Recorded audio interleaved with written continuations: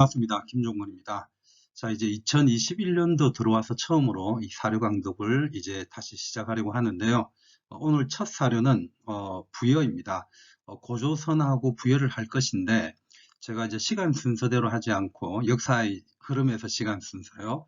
먼저 부여를 택한 이유는 글자가 굉장히 좀 간단하고 그래서 워밍업 식으로 해서 오늘은 첫날 그냥 정말 간단한 한자를 통해서 그 당시 부의 모습을 볼 수 있는 중요한 사료를 한번 선택을 해봤습니다. 이제 작년에 했었던 것들은 그대로 이제 유튜브에 남아있기 때문에 각자 이제 보신 적이 없다면 그런 것들을 또 같이 보시는 걸로 하고요. 그래서 제가 작년에 했던 것을 제외하고서 또 이렇게 삼국시대 이전부터 해서 조금씩 밀어넣을 거예요. 그래서 작년에 같은 경우에는 무령왕릉치석 같은 경우가 실제로 시험 문제 나왔기 때문에 그런 부분들을 조금씩 염두를 해두고 그리고 한자를 정말 처음 공부한다는 마음으로 보시는 분들도 있겠는데요. 그런 경우에는 아무래도 또 약간 스스로가 한자를 조금씩 외워가는 게 필요하겠죠.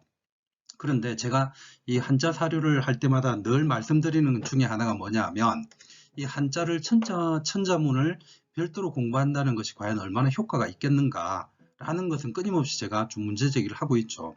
그 자체만으로는 사실상 이 한자 사료를 해석하는 게 어렵다는 겁니다. 따라서 이 한자 사료 자체에서 나와 있는 한자들을 확인을 하고 그리고 우리가 알고 있는 고유 명사라든가 그런 단어들을 확인하는 과정에서 이 한자들을 익혀나가는 것이 훨씬 더 효율적이라는 것. 그런 측면에서 천자문을 접근하지 마시고요. 사료를 가지고 바로 접근을 하면서 뜨듬뜨듬 좋으니까 그렇게 이제 조금씩 해나가면 분명히 또 효과가 있을 겁니다. 자, 그러면 첫날 간단한 한자 사료라고 했는데요. 한번 부여 들어가 보도록 하겠습니다. 자, 이제 첫 번째 보이는 것이 이런 글자인데요. 일단 한자를 가지고 처음으로 접근하신다 했을 때는요. 예를 들어서 여기에서 이제 나라 국자 정도는 예를 들어서 안다고 가정을 해봅시다. 그러면 이제 나라 국자가 있고 그 다음에 이제 있을 유자가 있다. 이렇게 이제 접근을 하겠죠. 그런데 이제 이 중국어에서 온 것이기 때문에요. 이 한자를 해석을 할 때는 그냥 나라 있다.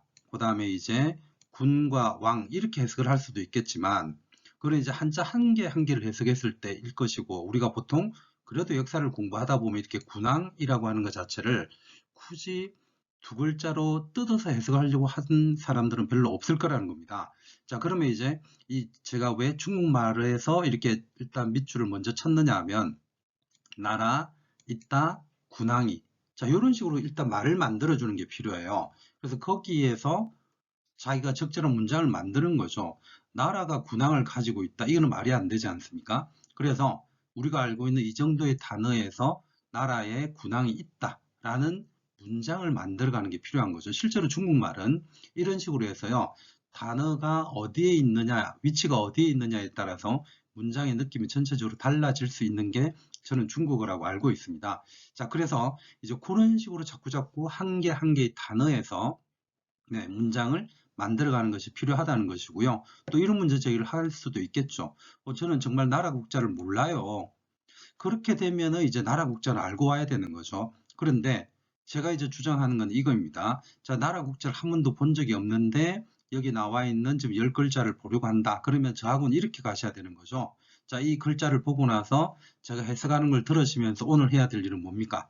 자, 가정입니다. 나라 국자를 외우는 게 필요한 거고 그 다음에 있을 유자, 그 다음에 군자 군자, 그 다음에 왕왕자. 자, 이런 식으로 오늘 이후에 이 한자를 안 까먹도록 하는 게 한자를 정말 하나도 모른다는 분의 공부 방법이 될 것이고 어느 정도 이게 나라 국자이고 그 다음에 있을 유자이고 그 다음에 군왕이고 이 정도 아시는 분들은 이제 그렇게 할 필요는 없겠죠. 그러면서 적절하게 문장을 해석해 나가는 것도 확인하시면 되겠고요. 그리고 무엇보다 중요한 거는 내가 오늘 한자를 처음 보시는 분이나 어느 정도의 한자 사료를 그래도 조금이라도 접하셨다라고 했을 경우에는 실제로 우리한테 중요한 거는 이 한자 사료의 키워드를 기억하는 것이 정말 중요하다는 거죠. 자, 그렇게 이제 학습 방법을 정해 두시면 이 사료 강독 자체가 굉장히 중요하게 도움을 줄 수도 있을 겁니다. 자, 그렇게 생각을 하시면서 이제 하나하나 해석을 해볼까요? 저 앞에 네 글자는 정말 간단하죠? 네, 나라에 군항이 있다. 이제 이렇게 되는 거고요. 그 다음에 이제 우리가 한자 사료를 보다 보면 이 글자 참 많이 나오는 편인데요. 자, 이게 이제 모두 개자입니다. 모두. 그래서 이 글자가 보이면 발음은 이제 도구, 강아지 할 때 개고요. 그래서 모두라고 해석을 하시면 돼요. 그래서 일반적으로 이게 크게 중요한 역할을 하지는 않습니다. 그냥 모두라는 것이니까. 이는 뭐 수학에서나 중요한 일이다. 저는 그렇게 생각을 하는데, 어쨌든 모두입니다. 그 다음에 이제 이 써 이자라고 우리가 보통 얘기하는 거죠. 이 이자라고 하는 것은 보통 이제 뭐 조사의 역할을 하는 것이기 때문에 역시 크게 중요하게 작용하지는 않습니다. 우리가 얼마나 문장을 매끄럽게 만들어 가느냐가 사실은 중요한 거죠. 네, 그 다음에 이제 뒤에 보시면은 네, 6이 있고요. 그 다음에 이게 동물축자죠. 그래서 가축할 때 쓰는 것이고, 그 다음에 이름이고요. 그 다음에 관리관자입니다. 자, 그럼 이거 가지고 다시 한번 더 해석을 해볼까요? 자, 어떻게 문장을 한번 만들어 가볼 수 있을까요? 자, 이제 모두 6 가축의 명칭 관리 이렇게 되지 않습니까? 자, 그럼 이걸 가지고 문장을 한번 만들어 보자는 거죠. 저는 처음 한다는 전제를 깔았습니다. 자, 그러면은 이제 다시 한번 더 문장을 매끄럽게 만들어 보면 나라에 군항이 있는데 모두 6명이 있고요. 가축 이름을 한 관리가 있다. 자, 이 정도로 그냥 한번 만들어 가면 되는 거죠. 물론 있다라고 하는 것이 여기에서는 실제로 이 한자들에서는 보이진 않지만 내가 그렇게 문장을 만들어 가는 거죠. 그렇게 해서 또 뒤에 어떤 한자가 나왔을 때는요, 그것을 또 연결해서 문장으로 한번 만들어 갈 수가 있을 겁니다. 자, 다시 한번 확인합니다. 자, 나라에는 군항이 있는데 모두 6 가축의 이름을 한 관리 또는 관직이 있더라. 이렇게 되는 거죠. 그래서 6 가축으로서 이름을 정했다. 이렇게가 이제 정식 해석이 되겠지만 굳이 그럴 필요는 없을 거라고 봅니다. 자, 다음 한자 한번 보시죠. 자, 다음 한자를 보시면 이제 이렇게 나와 있네요. 자, 또 있다라고 나와 있습니다. 그러면 아까 위에서 6 가축의 명칭으로 된 관직 또는 관리가 있다라고 했으니까 아마 그것을 표현할 가능성이 높겠죠. 자, 이제 그렇게 이제 예측을 해 나가는 겁니다. 자, 그러면 여기에서 우리가 잘 알고 있는 것. 역시 사료는 그 역사 지식에 대한 사전 지식 또는 우리 역사에 대한 배경 지식 이게 굉장히 중요하다라는 거죠. 말이 더한다 이렇게 해석했다가는 정말 큰일 날 일일 겁니다. 그래서 우리가 알고 있는 지식이 있기 때문에 뭐라고 읽게 됩니까? 아, 마가네 이렇게 되는 거죠. 그리고 여기가 뭐가 됩니까? 소자를 써서 우가 그 다음에 이제 요게 이제 저팔계 할 때 돼지 저자인데요. 자, 발음은 저입니다. 그래서 저가 이렇게 되는 거죠. 그 다음에 이제 이게 강아지죠. 그래서 구가 이렇게 되는 거고요. 그래서 이렇게 읽고 나면 사실은 핵심은 다 파악을 한 거죠. 그래서 우리가 알고 있는 지식을 다시 한번 더 동원을 해본다면 부여에는 사출도가 있고 그 사출도를 다스리는 관직 또는 뭔가 지배자, 지휘자, 수령 뭐 이런 개념이 될 수도 있겠죠. 물론 함부로 수령이라든가 이런 단어를 써서는 안 된다는 거 알 겁니다. 그죠? 자, 그런 전제는 이제 깔아두고 어쨌든 6 가축의 이름이 관직명에 있다고 했는데 그 중에서 마가, 우가, 저가, 부가. 자, 이 단어들만 한 번씩 봐두시면 되겠죠. 자, 그러면서 뒤에 뭐가 나오느냐 하면 자, 대사가 나오고요.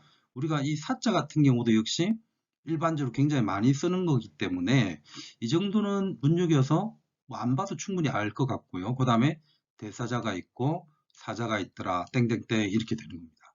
자, 그래서 여기에서 우리가 핵심적으로 다시 한 번 더 한자 사료를 접할 때 중요한 건 뭐냐 하면 내가 역사를 모르는 사람이라고 한다면 저도 이 한자에 대한 설명을 그러면 안 될 겁니다. 이 나라라는 걸 다시 얘기하고 해야 될 거고 말맞자를 얘기해야 되고 소우자를 얘기를 하면서 그 다음에 그들은 가축 이름을 가지고 관직명을 정했으니 여기에서는 이게 더할 가자라고 보지만 이 가라고 하는 것은 일종의 또 관직이라는 용어에 쓸 때가 있다. 이런 걸 일일이 해야 되는 거죠. 근데 우리는 그렇게까지는 안 해도 되지 않느냐라는 게 저희 생각입니다. 오늘 첫날이라서 이제 이런 부분들까지 다 얘기하는 거지만, 역시 사료는요, 배경 지식이 굉장히 중요하다는 겁니다. 정말 간단한 사료이기 때문에 제가 이렇게 얘기할 수 있겠죠. 이제 뒤에 가서 점점 한자 사료가 늘어나면 이런 설명 자체가 줄어들 수밖에 없습니다. 그러면서 키워드를 정확하게 잡아내는 것. 네, 그게 이제 중요하다는 생각이고요. 자, 지우면서 다시 한번 확인하겠습니다. 자, 있었다, 마가, 그 다음에 우가, 그 다음에 저가, 돼지 저자, 뭐 눈여겨봐두면 좋겠지만 사실상 사료에서 돼지 저자 나오는 경우는 별로 없습니다. 그 다음에 구가, 그리고 대사, 대사자, 사자가 있더라. 이렇게 되는 거죠. 자, 그러면서 다음 한자를 한번 더 볼까요? 자, 그러면은 이제 요 한자에서 뭐가 나오느냐 하면, 자, 요게 이제 보통 모두 제자죠. 요즘은 잘 쓰지는 않는데 이게 이제 약간 일제시대 유습이라고 했었던 말도 있었고, 그래서 제가 고등학교 다닐 때만 하더라도 교장선생님들이 이제 훈시를 한다고 하면 제분들 막 이렇게 표현을 하죠. 그래서 이제 여러라고 표현할 때 이게 제자죠. 자, 그래서 이제 이게 제자가 되는 거고요. 그 다음에 이제 요게 가니까 뭐 결국은 이 제가라고 하는 경우는 위에서 읽었던 마가우가 저가 구가를 표현하는 거라고 봐야죠. 그것을 묶어서 그냥 여러 가라고 표현하는 것이라고 볼 수가 있을 겁니다. 자, 그렇게 이제 여러 가를 우리가 또 보시면 되겠는데요. 이것도 솔직히 또 우리는 알고 있지 않습니까? 무엇을요? 그냥 부여와 고구려에는 제가들이 있다라고 암기하고 계신 분들이 있다는 거죠. 그런 측면에서 이 제가를 봤을 때 굳이 또 뜯어서 해석을 할 필요는 없을 겁니다. 자, 그리고요, 뒤에 어떤 글자가 보이느냐 하면, 네, 별이라고 하는 글자가 보입니다. 그러면 이거는 이제 보통 별도라는 뜻을 가지고 있죠. 네, 별도라는 뜻을 가지고 있고, 그 다음에 이제 주자는 뭐 주인도 되겠고, 그 다음에 이제 동사로 쓴다면 주관하다, 이런 게 될 겁니다. 그리고 무엇보다 중요한, 역시 배경 지식인데요. 이 사출도라는 거, 이거 모르면은 우리가 역사 공부를 했다고 볼 수가 없죠. 따라서 이 7글자를 해석을 해보면 이렇게 될 겁니다. 여러 가들이, 제가들이 네, 별도로 주관했다. 무엇을? 사출도를. 이렇게 해석이 되겠죠. 자, 그러면 사실은 한자 해석은 다 끝난 겁니다. 그죠? 그래서 이 사출도를 정말 이걸 말 그대로 해석을 하면 네 갈래 길이 되는 건데, 실질적으로 사출도는 그런 의미를 가지고 있다라고 많이 좀 알려져 있잖아요. 그래서 보통 이제 아이들하고 수업을 할 때 이 왕이 다스리는 지역을 중앙에 두고, 그죠? 그 다음에 이제 이렇게 한 갈래 길이 있고, 그 다음에 또 이렇게 한 갈래 길이 있고, 그 다음에 이렇게 한 갈래 길이 있고, 그 다음에 또 한 갈래 길이 있어서 전부 다 네 갈래 길이 있는 거고, 이쪽은 예를 들어서 마가가 다스리고, 이쪽은 우가가 다스리고, 여기는 저가가 다스리고, 여기는 네, 구가가 다스리는 형태. 자, 이런 형태를 설명하지 않습니까? 그렇기 때문에 총 이제 왕이 다스리는 지역까지 따져서 총 몇 개의 부족이 있다고 보는 거죠. 하나, 둘, 셋, 네 개 하고 왕이 다스리는 곳에서 5개의 부족이 다스리는 곳이 있고, 이것을 통해서 부여의 어떤 정치 지배 체제를 5부족 연맹체라고 우리가 흔히들 얘기를 하죠. 자, 그 5부족 연맹체를 얘기를 할 때 가장 중요한 근거를 드는 것이 바로 이 사출도일 겁니다. 그래서 이 사출도는 정말 부여를 우리가 공부할 때 절대로 놓쳐서는 안 되는 핵심적인 부분이고, 정말 한자는 간단한 거였죠. 그래서 원문 사료에서 바로 이 사출도를 확인할 수가 있을 겁니다. 자, 뒤에는 정말 간단한 사료들인데요. 한번 확인해 볼까요? 자, 큰 것은 이렇게 됩니다. 이게 보통 이제 사람 자자다 이렇게 얘기를 하는데, 사람으로 볼 수도 있고요. 아니면 그냥 대명사로서 어떤 것, 뭐 이렇게 그냥 보시면 돼요. 그래서 큰 것은 네, 천가가 된다, 수천가가 된다. 주가 있으니까 해석을 하자면 이렇게 되겠죠. 큰 것은 네, 수천가를 주관하고, 작은 것은 한 수백가를 생략 이렇게 되겠네요. 주관한다. 자, 이렇게 이제 볼 수가 있을 것인데요. 여기에서도 보통 해석본을 보면 굳이 주관한다고 얘기를 하지 않습니다.